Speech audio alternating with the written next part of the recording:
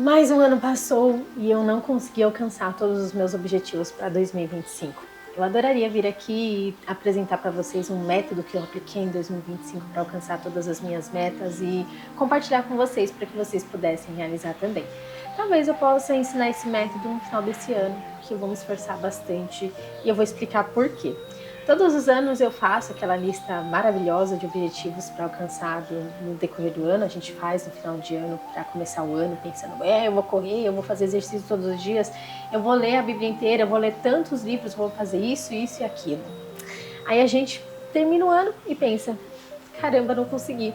Talvez no primeiro dia do ano, na primeira semana, você consiga realizar muitas dessas metas. Você vai até a academia, faz a matrícula, você corre alguns dias na frente da sua casa, numa pracinha próxima, você talvez coma algumas coisas mais saudáveis, você lê algumas páginas de um livro e faça devocionais quase todos os dias do primeiro mês, da primeira semana que seja.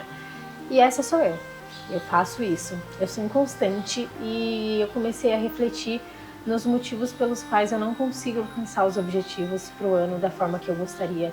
Talvez consiga alcançar algumas coisas, mas não com a eficácia que eu coloquei ali na minha lista de metas. Então, a minha reflexão começou a girar em torno do porquê.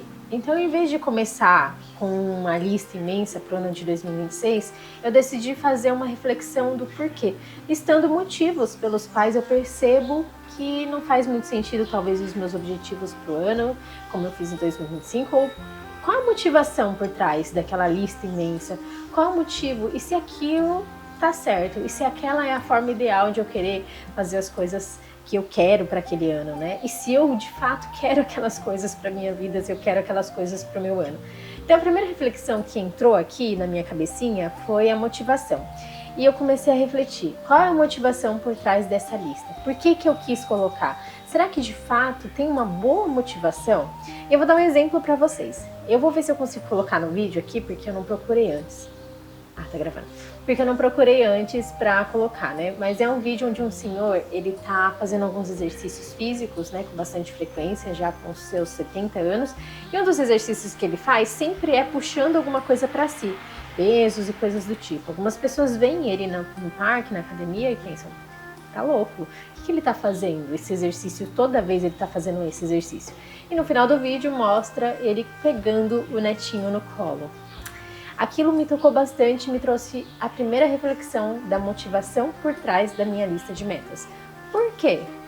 Qual é a grande motivação? Será que é só alguma ganância minha ou algo focado no meu ego próprio? Ou tem uma motivação maior?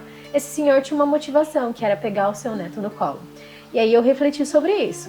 Então, primeira coisa, os objetivos que eu vou colocar para esse ano. Qual é a motivação maior? Eu comecei a perceber que muitos dos itens da minha lista, muitos dos itens da lista que eu coloquei para 2025, tinham um pouco ali de ego, ganância, talvez para eu poder falar para as pessoas, olha, eu li a Bíblia inteira em um ano, não tinha motivação certa. Por que eu quero ler a Bíblia inteira em um ano? Pois é, galera, talvez você esteja nesse grupo aí para poder usar só a informação de eu li a Bíblia inteira em um ano. Mas do que vale eu ter lido a Bíblia inteira em um ano, sem a motivação certa do meu coração, que é aprender, estudar, evoluir, crescer, que muitas vezes tudo bem se você não ler em um ano, contanto que aquela palavra venha fazer efeito no seu coração, porque cada pessoa ela tem um ritmo, entendeu? Não adianta nada eu ler uns 6 capítulos por dia da Bíblia se aquela informação não vai ser bem absorvida por mim. Então eu comecei a colocar, beleza, ok, a motivação que eu coloquei inicialmente para 2025 de ler a Bíblia em um ano era mais por ego. Assumir essas coisas assim não é muito fácil não, mas eu percebi isso no meu coraçãozinho e comecei a consertar. Porque se a gente vai com motivação errada, a gente não consegue chegar no objetivo maior. Então eu pensei, eu preciso ler a Bíblia. Para quê? Por quê? Porque eu preciso conhecer mais a Deus.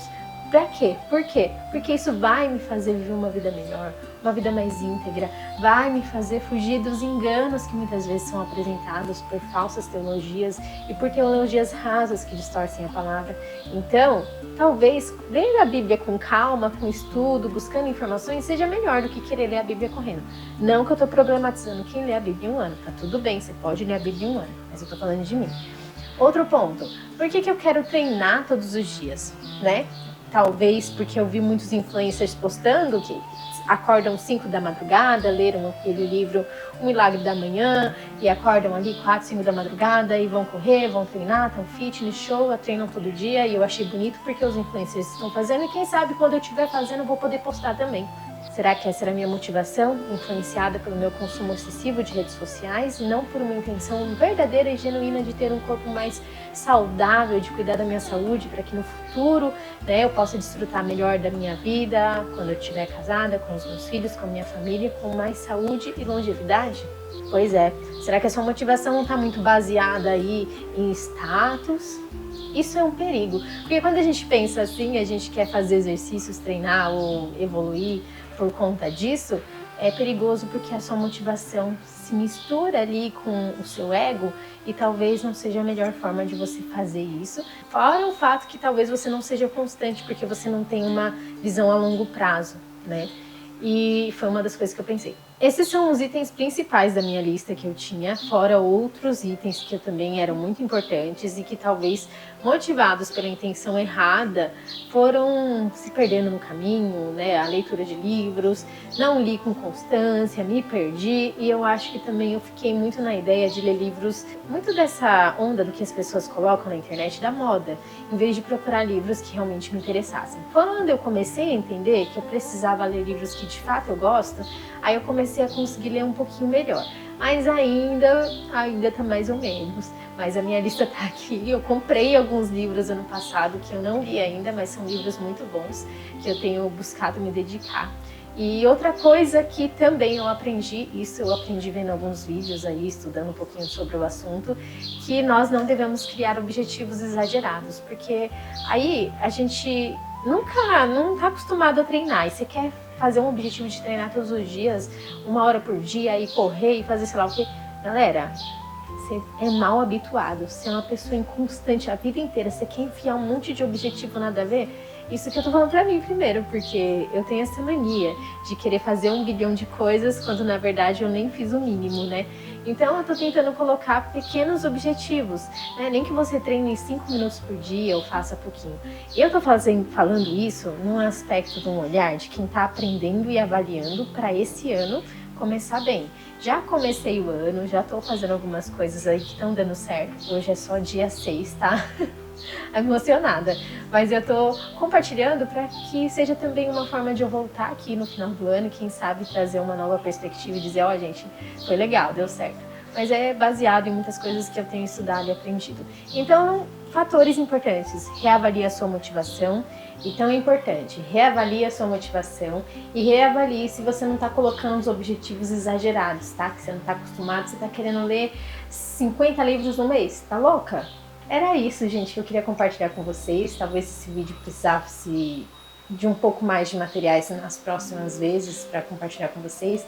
Quem sabe eu não volto aqui para compartilhar o decorrer desse processo com vocês, dessa busca minha pelos objetivos que eu tenho.